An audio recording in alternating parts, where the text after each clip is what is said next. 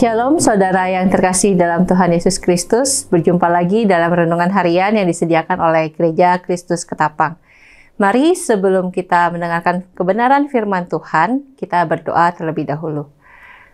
Tuhan, kami mengucap syukur untuk pagi ini. Kau memberikan kami kesempatan menjalani hidup yang baru. Terima kasih untuk anugerah-Mu Tuhan. Dan kami mau merenungkan firman Tuhan hari ini.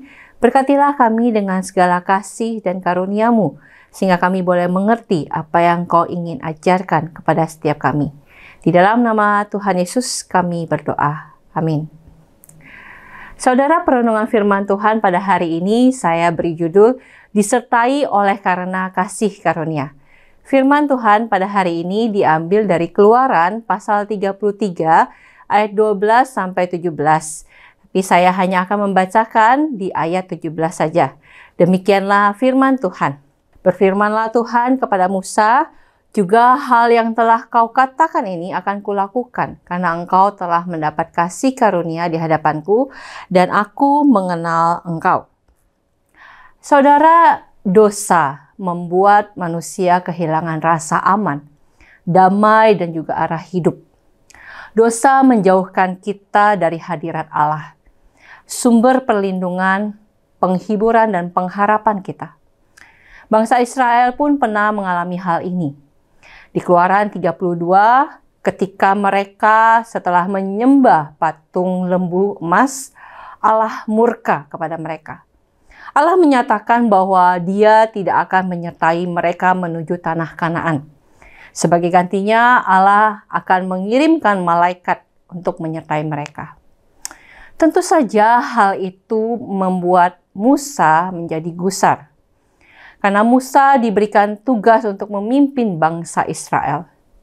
Musa sadar bahwa hanya selama ini dia bisa lewati semua hal melalui penyertaan Allah.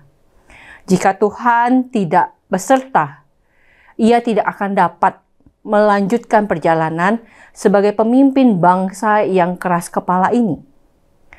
Karena itu di ayat 15 dikatakan Musa memohon kepada Tuhan dengan berkata, "Jika bukan Engkau sendiri yang berjalan beserta kami, jangan bawa kami pergi dari sini."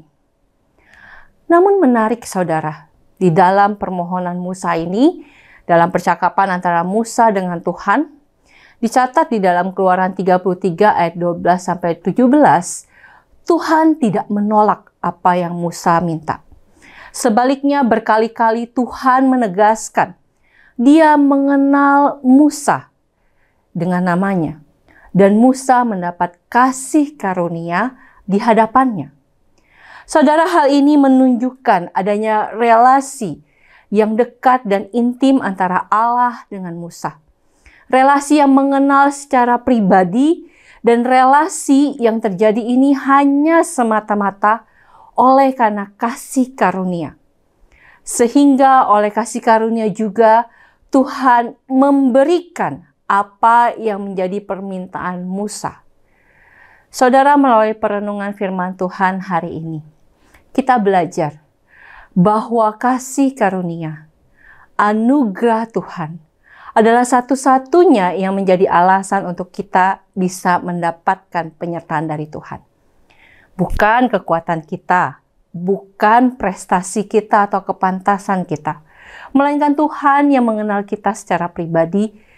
Tuhan tahu apa yang sungguh kita perlukan. Tuhan tahu bagaimana kita menghadapi pergumulan dan tantangan. Tuhan tahu kelemahan kita dan juga kekurangan kita.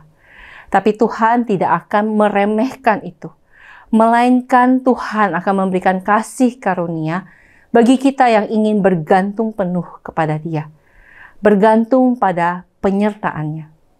Kiranya Tuhan menolong kita memahami firman Tuhan ini. Mari kita berdoa. Tuhan Allah Bapa kami yang baik, kami sungguh mengucap syukur untuk kasih-Mu yang begitu besar.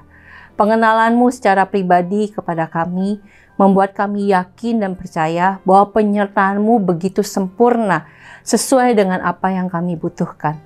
Ajar kami Tuhan untuk mencari dan mengandalkan Engkau dalam segala situasi hidup kami, Sebab di dalam kasih karunia-Mu lah kami dapat berdiri dan berjalan hidup.